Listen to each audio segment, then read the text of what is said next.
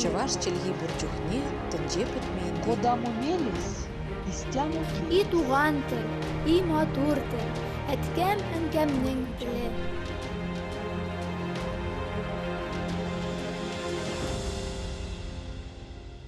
Исәнмесез. Сіз Татарстан 24 телеканалында туған тіл тапшыруын қарайсыз. Сізнің білән Гөлүсә Сыңғатуллина. Бүгінгі тапшыру Татарстанның халық артисті. Ең данлыклы татар жырчыларының бірсі Хәмдүнә Тимерғалиеваның тормыш һәм иҗат юлы. Милләтенә калдырган мирасы һәм күптән түгел Казанда узган артистны искә алу кичәсе хакында. Тимерғалиева Хәмдүнә Сәйдғали кызы 1949 елның 24 майында Башкортстанның Борай районы Кытлыяр исемле кечкенә генә татар авылында туа. Хәмдүнә исемен аңа әтисе куша. Әлеге исем гарәп теленнән мактаулы һәм хөрмәтле дип тәрҗемә ителә. Артистның чыннан да исеменә җисеме туры килә. Еллар узгач ул дәрәҗәле, хөрмәтле кешегә әверелә. Бала чагы турында исә Хәмдүнә ханым һәр вакыт җылы итеп искә ала торган була. Мин бала чагымны бәхетсез дип әйтә алмыйм. Әткәй белән әнкәй бик эшчән кешеләр иде. Ашка интекмәдек, өстәлебездә икмәк һәр чак була иде. Бакчада мул уңышыбыз булды. Ел саен сугымга ат чалдык. Без аш булмадык. Эс бөтен, тамак тук булгач, димәк, бала чак бәхетле булган бит инде. Тагын нәрсә кирәк ул чакта? Әти-әни балаларын да эшчән итеп үстерде. Без барыбыз да пешән дә чабайдык, утын да кистек. Шуңа да мин физик яктан бик көчлемен ди ул. Хәмдүнә кичкенәдән җырчы булырга хыялланса да, мәктәпне тәмамлагач, Уфа телефон элемтәсе станциясендә 4нче разрядлы монтер булып эшли. Тик шулай да сәнгатькә мәхәббәте кимеми. Шул мәхәббәт аны Стәрлетамак мәдәни агарту училищесына алып килә. 1970 елда 21 яшендә ул училищены тәмамлап, хор дирижеры белгечлеге алып чыга. 1976 елда Казанга күченеп килә һәм иҗат гомерен Габдулла Тукай исемендәге Татар дәүләт филармониясе белән бәйли. Солист-вокалист булып эшли. Иң беренче башкарган җыры гармун моңнары дип атала. Шулай ул Габдулла Рәхимкулов һәм Илһам Шакиров иҗат коллективларында да эшли. Соңрак үзенең иҗат төркемен булдыра һәм бөтен илне йөреп чыга. Татарлар яшәгән чит илләргә дә гастрольләр белән бара. 1998 елда Татар филармониясыннан китә һәм Салават музыка театрында концертлар алып баручы булып эшли башлый. 2015 елда филармония каршындагы Илһамият сәхнә ветераннары клубының солист-вокалисты була. Шулай ук Барс Медиа продюсерлык үзәге белән дә хезмәттәшлек итә. Күптән түгел Казанда Хәмдүнә Тимерғалиеваның 75 еллыгы уңайыннан искә алу концерты узды. Анда безнең хәбәрчебез дә булып кайтты. Киләсе сюжетыбыз шул хакта.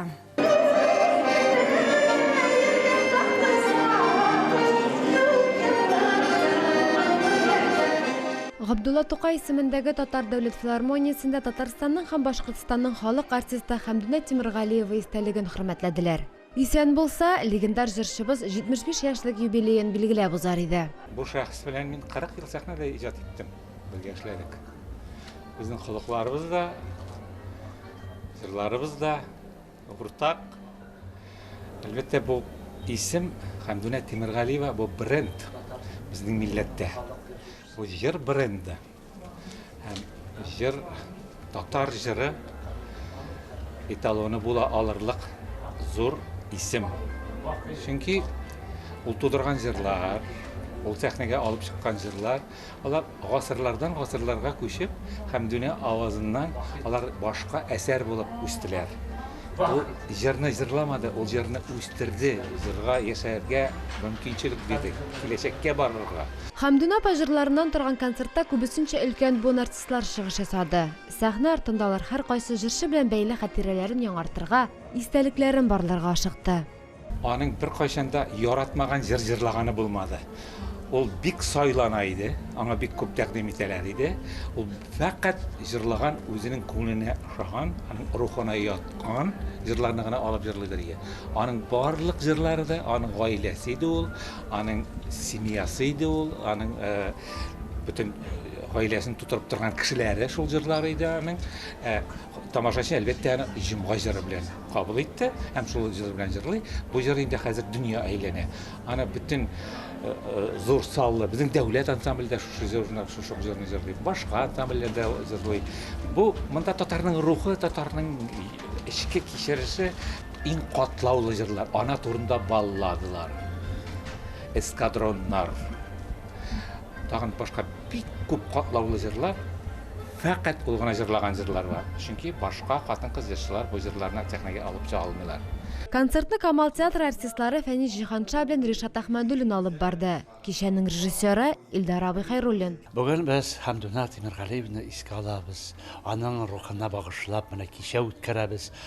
Бик зур хезмәт салдык, тырыштык, әйбәт булсын дип. Һәм ни гаҗәп үзеннән үзе эш барды. Күрәсең теге Хәмдүнәнең энергетикасы, аның менә нинди табигаты безгә ярдәм иткәндер, чөнки кирәги аның записларын табарга, теге язмаларын, видео язмаларын барсы да табылды. Аның җырларын бөтенсендә таптык, ул җырлаган, аның бит җырлары бик кызык җырлар. Ул бит аларны беркем дә бүтән җырламыйдыр. Ул Хәмдүнә тапкан, Хәмдүнә тудырган дип теге булган җырларны үзенчә булдырып, үзенчә дөньяга чыгарып, безне сокландырып, безне шак катырып килгән җырчыбыз. Минем өчен Хәмдүнә искитмәле җырчы, легендар шәхес һәм бик якын дустым иде.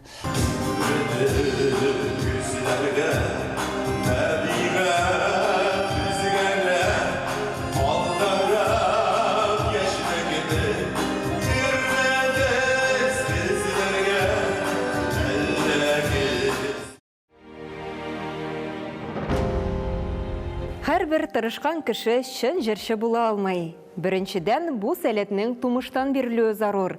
Тумыштан бирелү өстенә вокал белем, нота белү, яхшы укытучыларда уку мәслихәт. Җырлау әле ул бер әйбер, әмма тавыш кую гомумән икенче нәрсә. Яхшы җырчы да тавыш куя алмаска мөмкин. Ә мин җырлаганда тавыш куя белүем белән өстенлекле. Җырчы булу тормышта ныклы рухлы булырга ярдәм итә ди Хәмдүнә Тимергалиева.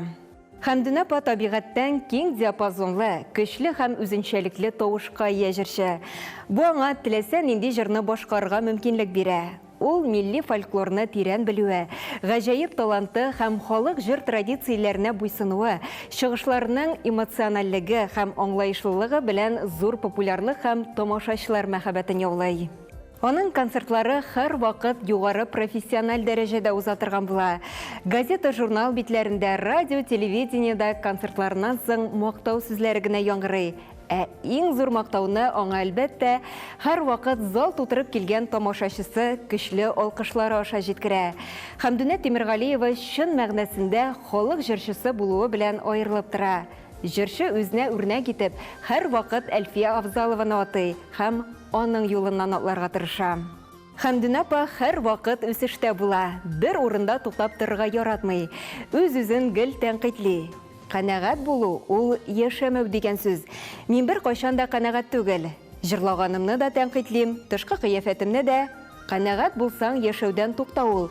Канәгать булмау кешене үзгәрергә, тагы да зуррак биеклекләр яуларга этәрә дип әйтә торган була. Тагын аның үз милләте белән горурлануы, аны шиксез яратуы таң калдыра. Мин татар кешесе.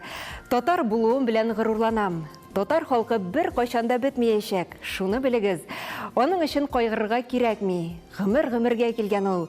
Татар халкы җир шартлап ярылганда гына бетәргә мөмкин дигән сүзләре белән халыкның рухын күтәрә.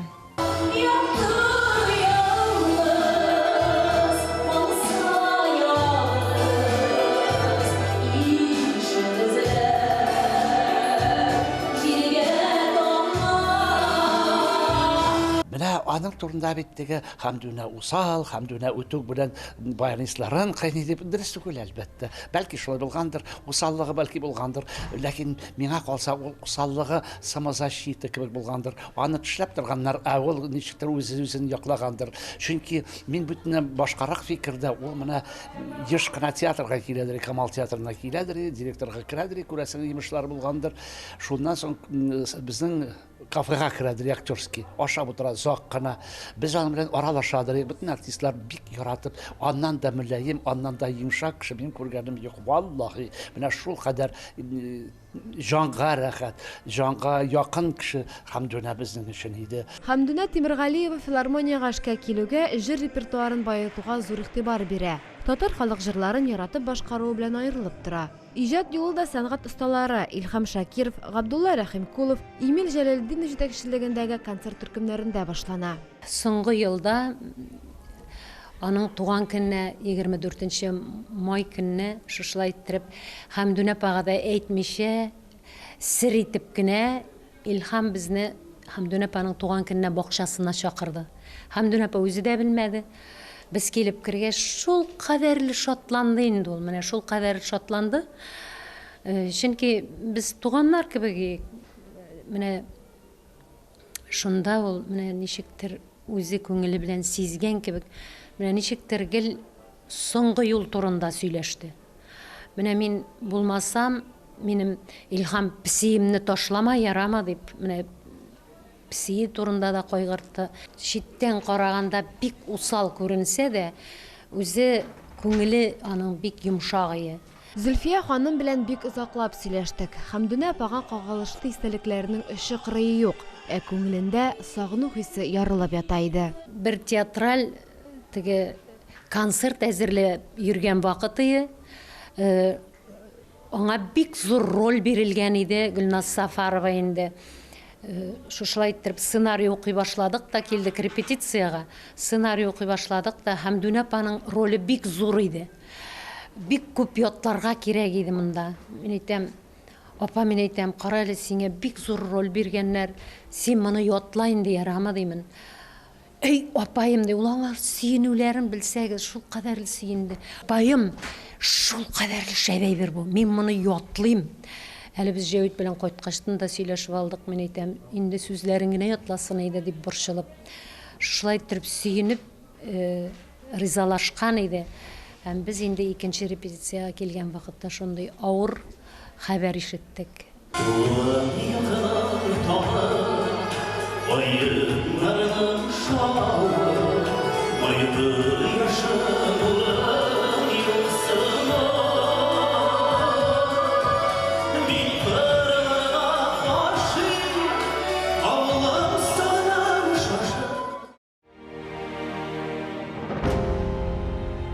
Хәмдүнә Тимергалиева җомга, ялгыз кайын, әлмәлүк кие, Галигә барам әле, замана, тәтешле кие, Мәдинә Мөкәррәмә, Бырай, Биби Зәкә, безнең дуслар Марилар һәм башка борынгы татар һәм башкорт халык җырларын профессиональ башкарган беренче җырчы буларак тарихка кереп кала. Шулай ук Уф йөрәгем күл буенда, Ай хайгелкәем, усы буйлары, Ак шук зәңгәршәл кебек татар халык җырлары аның башкаруында популярлаша. Тимергалиеваның репертуарында 1000-нән артык җыр була. Шуларның 200-е татар халык җырлары. Җырчы өчен махсус Рөстәм Яхин, Сара Садыкова, Фасыл Әхмәтов, Рим Хәсәнов, Луиза Батырбулгари, Роберт Тимербаев, Альфред Яхшәмбетов кебек күренекле татар һәм башкорт композиторлары музыкаль әсәрләр иҗат итә. Ул җырларның күбесе Хәмдүнә апа башкаруында татар эстрадасы хитларына әйләнә. Җырларга яраткач сәхнәне ташлый алмадым. Әлбәттә, бик күп михнәтләр, авырлыклар күрдем ул җырым аркасында. Мин шуның белән бәхетле. Бөек җырчылар янында йөрдем. Алар белән бер сәхнәдә булдым. Иң яхшы музыкантлар белән эшләдем. Укытучыларым да иң яхшылары иде ди җырчы. Хәмдүнә ханым заманнан калышмаска тырышуы, яшьләр белән һәр чак бер дулкында баруы белән дә аерылып тора. Соңгы көннәренә кадәр диярлек интернетта блоглар алып бара, тамашачылары белән турдан-туры аралаша. Яшь җырчыларга юллар ачуга да үзеннән өлеш кертә. Аларны иҗат төркеменә чакыра. Бүгенге көндә иң популяр җырчыларның берсе Илвин Грей да аның иҗат төркеме аша уза. Экспериментларга ачык булуы, музыкада яңалыкларны хуплау белән ул яшьләрне үзенә тартып тора. Нинди генә чарага чакырсалар да катнашырга тырыша. Шактый ылгайган көннәрендә дә сәхнәгә чыгып, бары тик тере тавышка гына җырлый. Бер кайчан да зарланырга яратмый. Ул хезмәттәшләре һәм тамашачылары хәтеренә мәңгегә көр күңелле, шаян кеше булып кереп кала. Ул һәр вакыт кеше күз алдында булды, сәхнәләрдән төшмәде. Аның тауышы радио һәм телевидениедә туктаусыз яңгырады. Ул үзенең лайыклы урынын интернет киңлекләрендә дә таба алды. Татарлар арасында аның җырларын ишетмәгән, аның турында белмәгән кеше юктыр дип уйлыйм. Хәмдүнә ханым тамашачыларга күп кенә яңа җырлар бүләк итте һәм татар халкына бик күп онытылган көйләрен кире кайтарды. Ул тормышта күп авырлыклар кичергән, хезмәте һәм таланты белән танылган, үз фикере булган һәм үз сүзен курыкмыйча әйтә ала торган якты шәхес иде ди Татарстан Республикасы Дәүләт Советы рәисе Фәрит Мөхәммәтшин.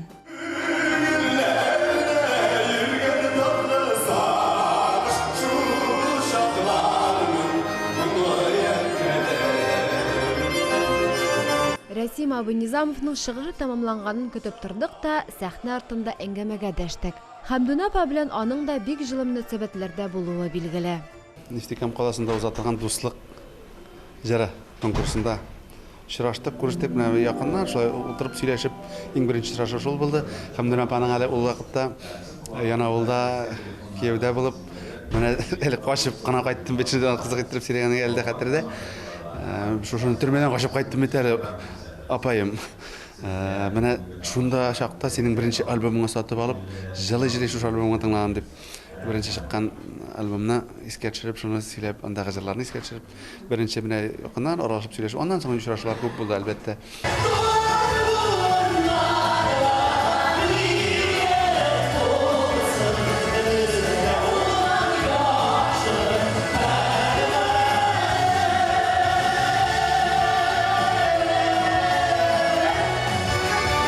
Һәр вакыт дустана яшәдек, ләкин минем бер өлгерә алмый калган бер үкенечем бар, бәлки инде эзләп табып, бәлки куяндыр язмалар, бәлки бардыр.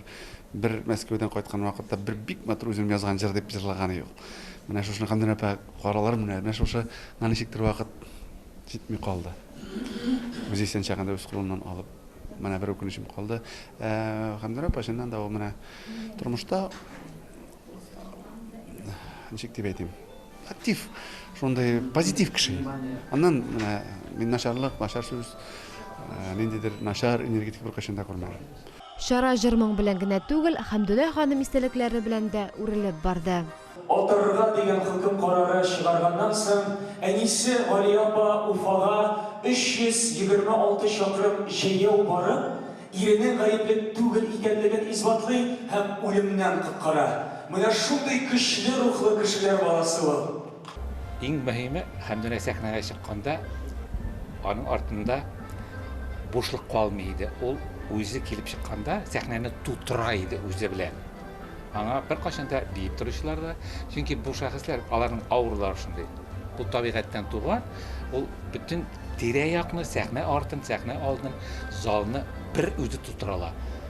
Әле җыр башлаганчы бу үзенең фактурасы белән. Инде җыр башлагач, әлбәттә, ул инде Хәмдүнә.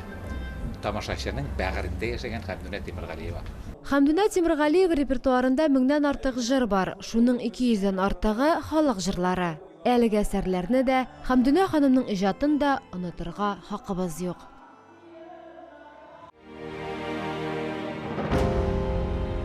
Хәмдүнә Тимергалиева 2020 елның 14 сентябрендә 71 яшендә арабыздан китте. Тик аның таланты, кабатланмас тавышы, халкына калдырган иҗади мирасы, яздырган җырлары милләтебез күңелендә мәңге сакланыр. Һәм җырчының исемен тарих битләренә алтын хәрефләр белән уеп куяр. Шушының белән тапшыруыбыз ахырына якынлашты. Без бүген Татарстанның халык артисты, иң данлыклы татар җырчыларының берсе Хәмдүнә Тимергалиеваның тормыш һәм иҗат юлы, милләтенә калдырган мирасы һәм күптән түгел Казанда узган артистны искә алу кичәсе хакында сөйләштек. Сез Татарстан 24 телеканалында туган тел тапшыруын карадыгыз. Сезнең белән Гөлүсә Сыңгатуллина булды. Сау булыгыз, киләсе очрашуларга кадәр.